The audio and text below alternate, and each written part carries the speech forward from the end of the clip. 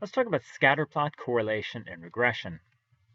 Sometimes there's a strong relationship between two quantitative variables x and y. For example, let x equal height and y equal arm span.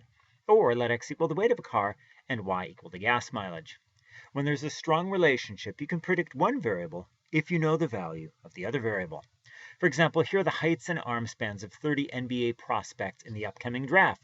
One fellow, for example, has a height of 82.5 inches and an arm span of 87 inches. Produce a scatterplot of these data. Here's what a scatterplot looks like. The x-coordinate is the height, and the y-coordinate is arm span. B, find the equation of the least squares regression line. That's the best fit line. This is the line that best fits the data, and you can calculate this using SPSS, a TI calculator, or Excel. There are plenty of online ways to do it. The equation is going to be y equals negative 3.768 plus 1.104x. Recall from algebra class that we often write the equation of a line as y equals mx plus b. Often we write the equation of the least squares regression line as y equals b0 plus b1x, or y hat equals b0 plus b1x. Sometimes we even use betas instead of b's, but we're going to use b's. Y hat is our predicted value of y. b0 is the equivalent of b. Again, y equals mx plus b. b0 is just the equivalent of b. It's our y-intercept. And b1 in this formula is the equivalent of m. So remember that m is the slope. Perhaps you remember that from 8th grade algebra. It's the slope of the least squares regression line. Our equation, again, is y hat equals negative 3.768 plus 1.104x. C, use the equation of the least squares regression line, y hat equals negative 3.768 plus 1.104x, to estimate the arm span of a prospective NBA player who is 82.5 inches tall. So again, suppose you know a player is 82.5 inches tall. You don't know what his arm span is. You want to predict his arm span. Well, you just plug that into the least squares regression formula. Y hat equals negative 3.768 plus 1.104x. Replace x, the height, with 82.5, and you end up with about 87.3 inches. So that would be our prediction for the arm span, given that the height is 82.5. D, graph the scatter plot and the least squares regression line. This is what we end up with. E, calculate the correlation. Okay, the correlation coefficient, recall, is a number between negative 1 and 1, which tells us whether y tends to increase or tends to decrease as x increases. We use r to represent the sample correlation, and we use the Greek letter rho to represent the population correlation. By using SPSS or Excel or a TI, we found that the correlation is 0.849. This is close to 1, so it's a strong correlation. This is also evident from the scatter plot. The points are not far from the regression line, as you can see here.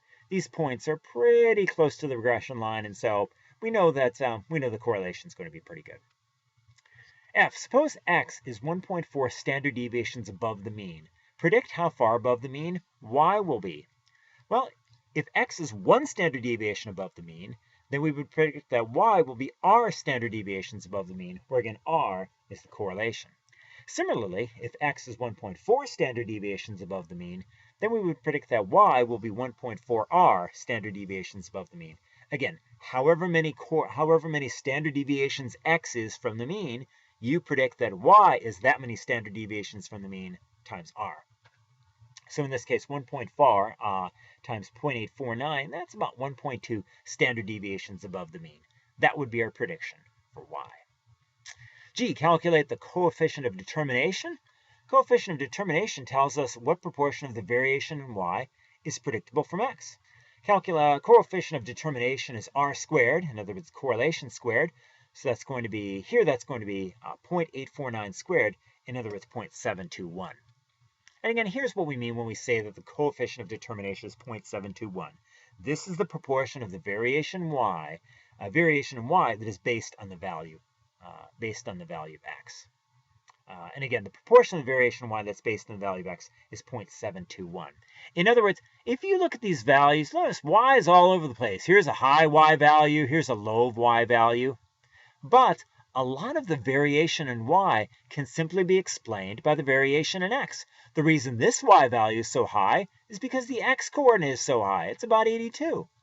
But the variation in x doesn't explain all the variation in y. For example, notice these guys.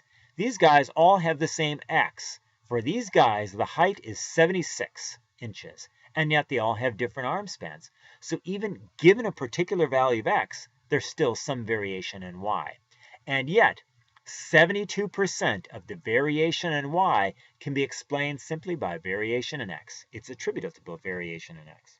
Whereas the other 28%, that's seemingly random. It's not based on the variation in x. Calculate the residuals. The residual is prediction error. It's the actual minus predicted. And in this case, that's y minus y hat. Let me explain what we mean by this. For example, we predicted that the arm span of a prospective NBA player who is 82.5 inches tall will be 87.3 inches. However, the actual arm span of that prospective NBA player who's 82.5 inches tall is 87 inches. That was the first guy we looked at. Okay, the residual is the actual minus the predicted, y minus y hat. Y, the actual value is 87, y hat, the predicted value, is 87.3, and so the residual is negative 0.3. Here are all the residuals, but this is a terrible way to present the data. So let's plot the residuals. You can do this using SPSS or Excel. Here's what we end up with. And this is a good residual plot. You want the residuals to look like this. You don't want there to be any discernible patterns. It just looks like random scattering of dots. If the original data do not fit a linear pattern, then the plot of residuals may exhibit a certain pattern. For example, let me show you what I mean. For example, these data do not fit a linear pattern. So in the previous example, the example we looked at with the NBA players, they fit a more or less linear pattern. But suppose the relationship between x and y looks more like this. This, folks, is not a linear pattern. You can see a curve in here. And here is the least squares regression line for these data. Notice that these points are above the least squares regression line. So are these points are below the least squares regression line. When you have a situation like that, where the points at the ends are above it and the points in the middle are below it, or vice versa, that's a strong indication you don't really want a linear model for the data. Here's a plot of the residuals.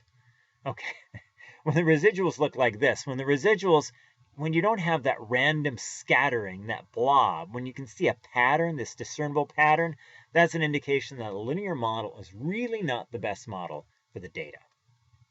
If the residuals follow a curved pattern, then the original distribution they are based on does not fit a linear pattern. And that's exactly what we saw. This, folks, is not a linear pattern. You wouldn't fit that to a line. That's goofy.